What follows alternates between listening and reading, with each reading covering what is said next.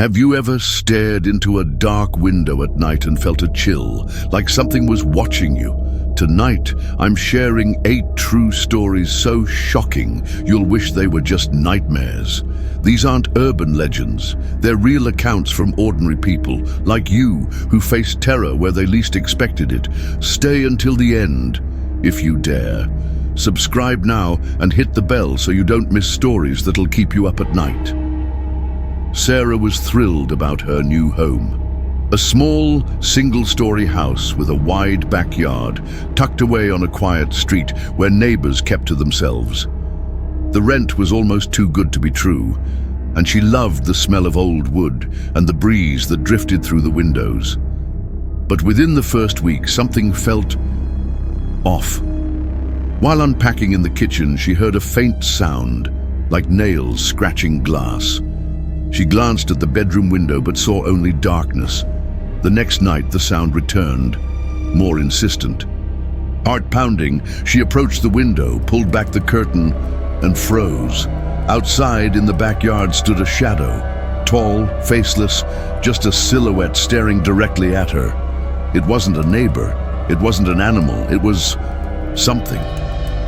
Sarah tried to convince herself it was a reflection or her imagination, but the shadow appeared every night, always at 2 a.m. The backyard motion sensor light would flicker on, even when nothing seemed to move. She began locking every door and window obsessively, but then heard soft knocks at the back door, like someone testing the handle. The air grew colder, heavier, as if the house knew something she didn't. One morning, Sarah found strange footprints in the backyard dirt, long and narrow, matching no shoes she recognized. She called the landlord, who chuckled, saying, "Old houses have their stories." Desperate, Sarah installed a cheap security camera. The footage showed the figure standing in the backyard, but zooming in revealed a blurred face, as if the camera refused to capture it. She showed the video to a friend, who urged her to call the police, but Sarah hesitated. What could she say? That a shadow was watching her. On the 10th night, the shadow didn't appear in the backyard. Relieved, Sarah went to bed, only to wake to the sound of footsteps inside the house. Her heart raced as she clutched her phone, fingers trembling. The steps stopped outside her bedroom door. She called the police, hiding under the covers, but when they arrived, no one was there. The back door, which she swore she'd locked, stood wide open. A 2019 study from the University of Chicago suggests that unexplained visual phenomena, like shadows, may be stress-induced hallucinations in new environments. But how do you explain real footprints and an unlocked door? Sarah moved out days later, leaving everything behind. She still avoids single-story homes and never looks at windows at night, terrified of seeing that shadow again. Who or what was in her backyard, and how did it get inside?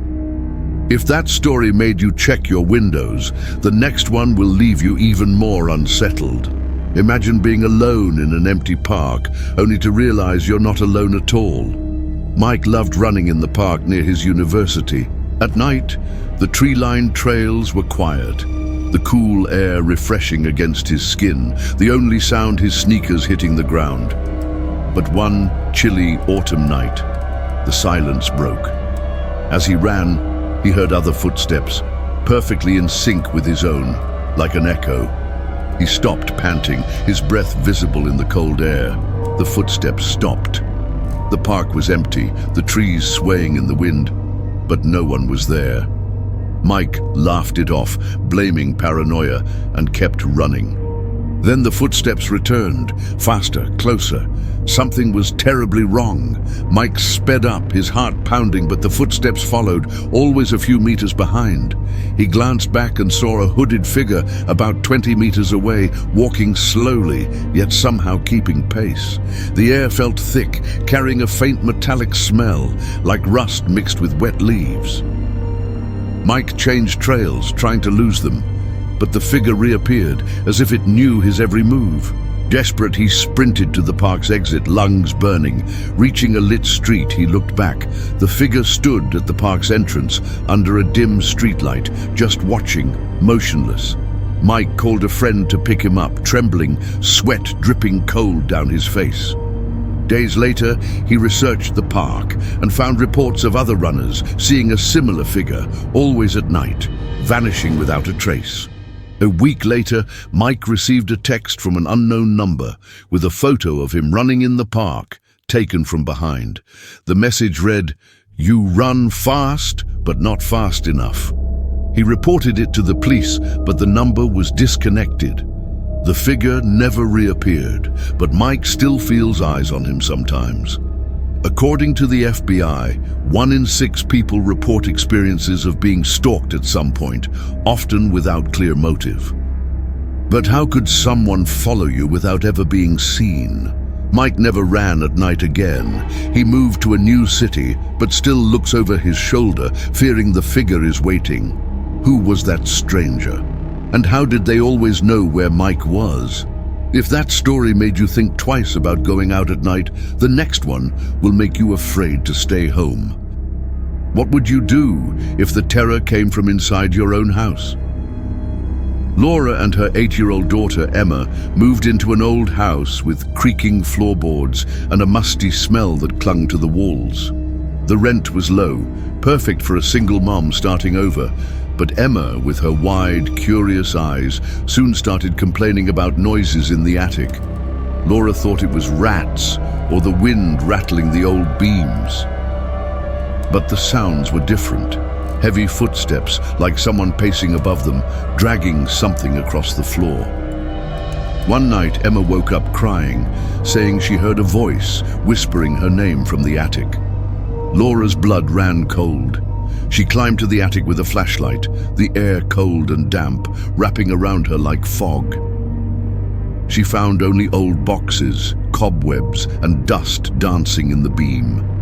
But the noises continued, always between midnight and 3 a.m., like a ritual.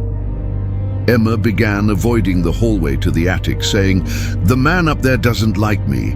Laura, rattled, set up a baby monitor in the attic to record the sounds. The next morning, it captured not just footsteps, but a low, almost inhuman chant, like a broken melody. Laura researched the house and learned the previous tenant, a reclusive man named Elias, vanished years ago. Neighbors said he spent nights in the attic, muttering as if talking to something. One night, Emma woke screaming, pointing to the corner of her room. "He's here!" she cried. Laura ran in but saw nothing. The baby monitor, unplugged, began playing the same chant, now clearer, as if it came from inside the room. Laura grabbed Emma and fled to a motel for the night. When they returned to gather their things, Laura found a drawing Emma made weeks earlier, tucked in the attic. It showed a man with empty eyes. Next to it, in handwriting that wasn't Emma's, was the word, "Stay." A 2017 article from Psychology Today notes that auditory phenomena in old houses are common, often tied to vibrations or traumatic memories of the place. But how do you explain a voice that knows your daughter's name? Laura and Emma moved out days later. The new tenant reported similar noises, but Laura never wanted to know more. She keeps Emma's drawing hidden, terrified something might follow them. Have you ever felt it? A shadow, a sound, a gaze you can't explain? Tell us in the comments. And if you've got a true horror story, comment below.